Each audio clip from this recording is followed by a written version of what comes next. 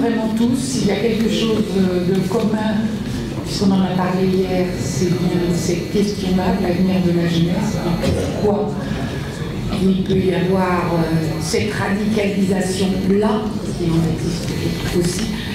Et je pense qu'on est tous intéressés d'abord à entendre nos panélistes, comme on dit. Alain, c'est toi qui ouvre le champ du débat. Merci, bonjour à toutes et à tous. Je vais essayer d'être aussi raisonnable dans mon temps de parole que ce que j'ai exigé hier des panélistes. C'est pas simple sur un sujet aussi grave, on a envie de rentrer un peu sur le fond du problème. Je vais quand même essayer de le faire. Alors, je voudrais dire 4 choses en introduction immédiatement. D'abord pour dire, mais Fabienne a un peu suggéré que le mot radicalisation, pour moi, n'est pas forcément un mot négatif. En France, aujourd'hui, c'est devenu quasiment le synonyme de djihadiste et de djihadisme. Je pense qu'il y a d'autres formes de radicalisation et de critique radicale de l'ordre existant qui peuvent être extrêmement positifs. Et c'est peut-être parce qu'ils ne sont pas assez développés, ces autres formes de radicalisation, qu'on a le phénomène djihadiste. La deuxième chose, Fabienne Sambassy et Fabienne Bourg m'ont dit que j'étais anthropologue. Qu'est-ce que ça veut dire? Ça veut dire que depuis des années, je travaille à la fois sur des situations très locales, j'ai passé beaucoup de temps au Sénégal ces dernières années notamment, et j'essaye toujours d'articuler le plus près du terrain avec des considérations générales, voir comment s'intègrent des situations locales dans des situations générales. Par exemple, j'étais en janvier 2011 ici au Forum social mondial, j'étais très frappé comment les jeunes avec lesquels nous travaillions regardaient avec passion ce qui se passait en Égypte ou en Tunisie, avec l'interrogation: est-ce qu'on est capable de faire la même chose ici?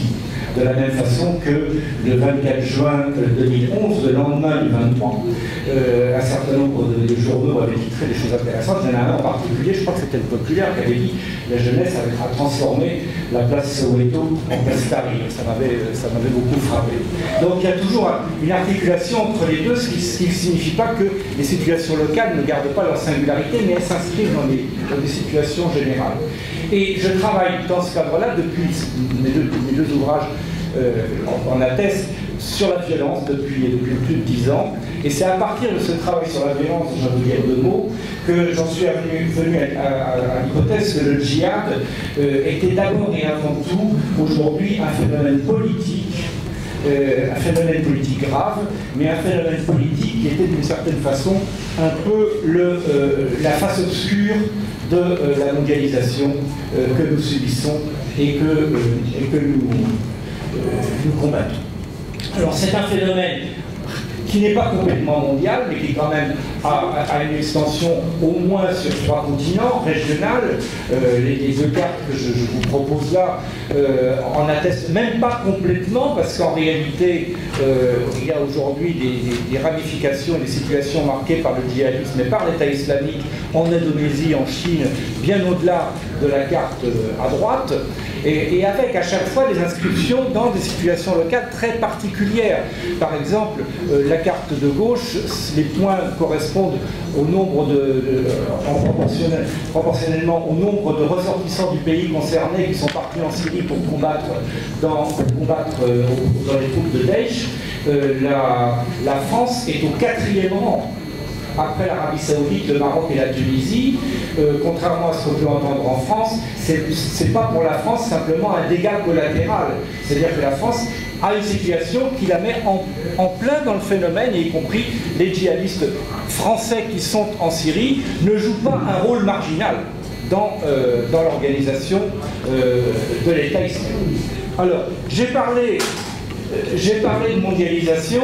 Je ne vais pas vous faire une analyse générale de la mondialisation ici, bien sûr, mais insister sur 4 caractéristiques qui me semblent tout à fait essentielles, dont quelques-unes sont bien expliquées dans cet ouvrage d'un collègue anglais qui est paru récemment, qui met en relation directe la montée de la violence, et notamment de la violence djihadiste, avec la mondialisation et les inégalités croissantes vertigineuses qui se sont creusées entre les pays et à l'intérieur même des pays depuis la trentaine d'années. Nous sommes dans ce processus. Donc la première caractérisation, c'est la croissance des inégalités. Paul Rogers dit en gros la mondialisation, c'est 1 milliard de personnes qui sont enrichies et 4 milliards qui sont appauvris. Le problème, c'est que ceux qui sont enrichis ne voient pas ceux qui sont appauvris et qui sont très en colère. Donc, les inégalités. La deuxième caractéristique, c'est la dépossession complète des peuples. Alors, certains étaient déjà dépossédés, mais là, on a vraiment affaire à un phénomène général qui fait que même des pays du Nord, dans les pays du Nord, les États, et des États démocratiques et installés depuis longtemps, sont aujourd'hui tenus de rendre des comptes, non plus à leur peuple, mais au marché financier, ce qui réduit considérablement la marge de manœuvre des États et donc leur légitimité, et qui conduit en général d'ailleurs à un phénomène que nous connaissons tous, c'est-à-dire que les promesses de campagne électorale n'engagent que ceux qui les écoutent, parce que de toute façon, quand ils arrivent dans la cabine de pilotage, les manettes, elles sont bloquées par la financiarisation de l'économie. La troisième caractéristique, c'est justement cette financiarisation de l'économie et qui est maintenant rentrée dans les États, dans tous les États, et qui généralise avec des cultures et des situations locales diverses, mais qui généralise des processus de corruption qui sont aujourd'hui d'une très grande évidence pour les peuples et qui sont devenus absolument insupportables pour les peuples. Donc, inégalité, délégitimation des États, corruption. Le problème, c'est que ces trois ingrédients ensemble font une situation où le imaginer des possibles devient extrêmement compliqué. Comme le dit le philosophe Zizek, il est aujourd'hui peut-être plus facile d'imaginer la fin du monde que la fin du capitalisme. Alors, quand on parle de jeunesse, la phrase « une autre fin du monde est possible », c'est une phrase qui a été écrite sur un mur de Paris pendant les mouvements de résistance contre la loi sur le travail au printemps dernier. Quand on parle de jeunesse, je pense qu'il faut qu'on prenne conscience que ceux d'entre nous, nos enfants, nos petits-enfants, je parle de ma génération à moi, c'est-à-dire ceux qui ont aujourd'hui entre 20 et 25 ans, ou entre 15 et 25 ans, c'est une génération qui a complètement vécu de la mondialisation. C'est la première génération de la mondialisation. C'est une génération qui a grandi dans les phénomènes que je viens de vous décrire, c'est-à-dire avec à la fois cette dévastation de l'espace public et de l'espace politique et l'absence de possible et l'absence de futur marqué dans le sort qu'on leur fait. Moi, je suis marqué beaucoup par les mobilisations des étudiants. On en a entendu hier un écho très fort sur la mobilisation des étudiants d'Afrique du Sud. Mais on a aussi entendu parler de la Côte d'Ivoire. Les mobilisations des étudiants contre la hausse des prix, la hausse des droits d'inscription, c'est un phénomène aujourd'hui mondial et qui conduit à des affrontements dont vous avez la courbe au-dessus. Alors, vous n'avez pas les chiffres, mais en gros, sur les 5 dernières années, c'est le niveau très haut des mobilisations étudiantes qui conduisent à de la répression et à des affrontements. C'est-à-dire qu'on dit à cette génération, nous ne voulons pas investir dans votre avenir parce que nous ne croyons plus à l'avenir. C'est quand même un phénomène tout à fait massif et tout à fait destructeur. Alors ça conduit à de la colère. Ça conduit à des révoltes, mais ça conduit à des révoltes qui, à l'instar des mobilisations étudiantes que nous venons de voir, sont des révoltes qui tournent à la violence et à la répression et à la mise en danger de soi en n'étant pas forcément sûr de gagner, ce qu'on appelle des émeutes. Donc moi je compte les émeutes et les affrontements civils dans le monde depuis les émeutes françaises de 2005. Donc les chiffres que je vous dis sont les miens. Hein, donc, je pourrais vous parler de ma méthode. Et moi, ce qui m'a frappé, c'est que jusqu'en 2013, on a eu une montée de phénomènes de révolte violente, une montée qui se stabilise 2013, 2014, 2015. Je n'ai pas encore la totalité des comptes de 2016, je les aurai du côté du Nouvel An, hein. Mais on est à un niveau encore un peu plus haut que 2015. Donc on s'installe dans une situation de révolte violente qui ne débouche pas forcément en révolution, nous y reviendrons, Alors, et avec, je vous livrerai la courbe pour les actes, si vous le voulez, avec une diversification par continent qui est assez intéressante et sur laquelle on pourrait revenir, mais on voit que l'Asie et l'Afrique sont assez bien placées dans cette montée des révoltes, et cette montée des révoltes avec un engagement physique et des risques et de la répression. Alors, dans ce phénomène général de la séquence que nous sommes en train de vivre, la séquence 2011-2013, dans laquelle s'inscrit d'ailleurs l'alternance sénégalaise, elle a une particularité. Hein. Je vous rappelle, 2011, c'est le passage de révoltes dispersées à des phénomènes nationaux beaucoup plus importants, ce qu'on a appelé le printemps arabe au début. Enfin, en fait, c'était l'hiver, hein, parce que la Tunisie, c'était janvier, l'Égypte, c'était février, le printemps, ça a été autre chose. Mais des mouvements nationaux qui ont réussi à ébranler des États et à ébranler des pouvoirs, de façon définitive ou non. Mais enfin, cette puissance populaire, elle s'est exprimée là. Et avec plus forcément de la violence, mais un répertoire comme la place Tahrir, un répertoire d'action qui était un répertoire plus démocratique, de prise de la rue pour discuter, pour produire d'autres discours, pour produire d'autres récits.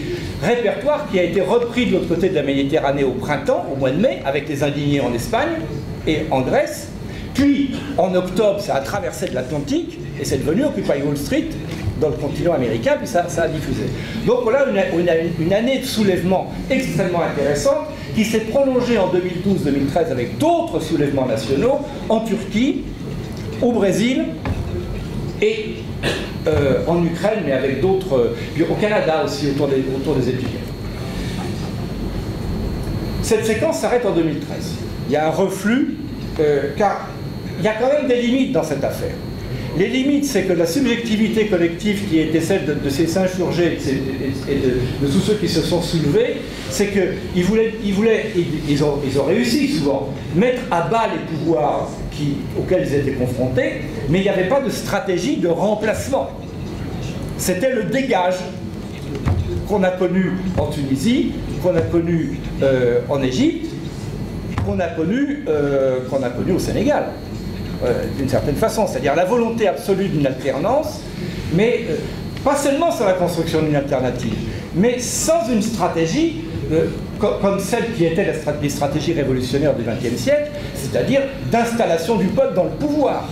Le peuple est resté aux portes du pouvoir et est resté quelque part dans cette séquence 2011-2013, volontairement aux portes du pouvoir.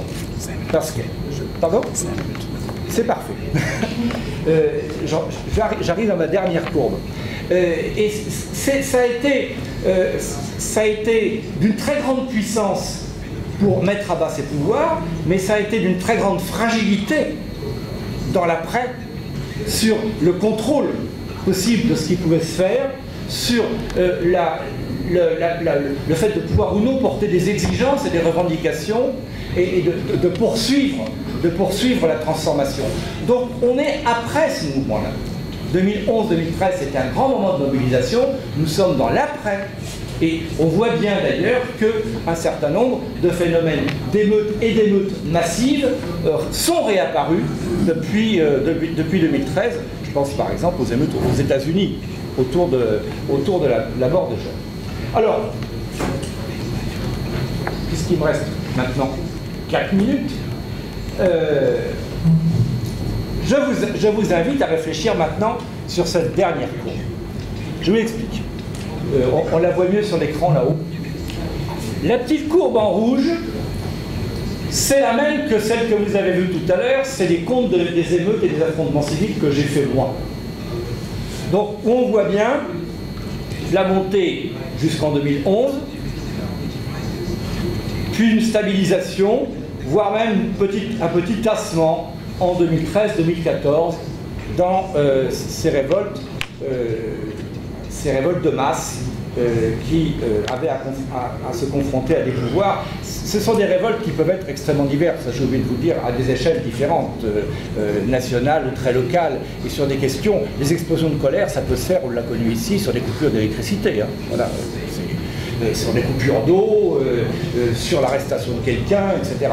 Toutes choses sur lesquelles on n'a pas prise autrement que comme ça, où on a que ça pour le dire, hein, comme disait Martin Luther King. Regardez maintenant la courbe des émeutes. Alors là, c'est pas moi, pas des émeutes, des attentats. C'est pas moi qui ai fait la courbe. J'ai été chercher les chiffres dans les statistiques du département d'État américain. Ils savent très bien compter ce genre de choses. Hein. Et puis les ONG qui font aussi des comptes.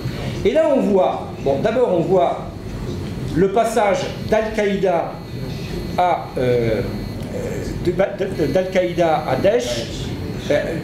Excusez-moi d'utiliser le vocabulaire, mais une évidente augmentation de l'efficacité, hein, dans le développement des actions terroristes, avec un moment très fort qui est l'invasion de l'Irak par les forces américaines et la destruction de l'État irakien par les Américains.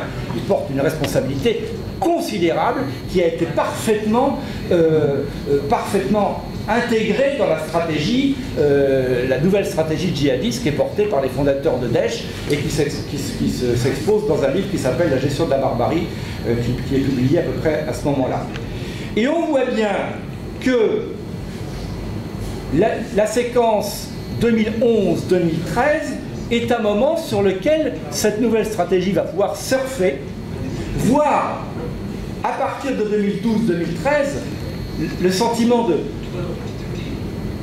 un peu de déception dans un certain nombre de pays et de retombée de la mobilisation des soulèvements à partir de 2013 concorde avec une explosion de l'activité terroriste.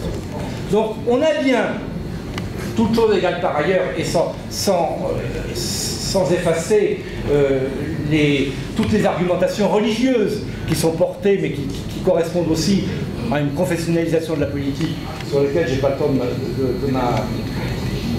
de m'appesantir. On voit bien qu'on a là un phénomène de captation au profit d'une stratégie terroriste, de captation de la colère et de la radicalité sur une stratégie qui n'est pas une stratégie d'espoir, c'est une stratégie de mort. Hein, comme le dit très bien un de mes collègues dans un livre qui vient de paraître qui s'appelle Le djihad et la mort. C'est une stratégie dans laquelle le possible n'est pas de ce monde. Voilà. C'est une stratégie de guerre.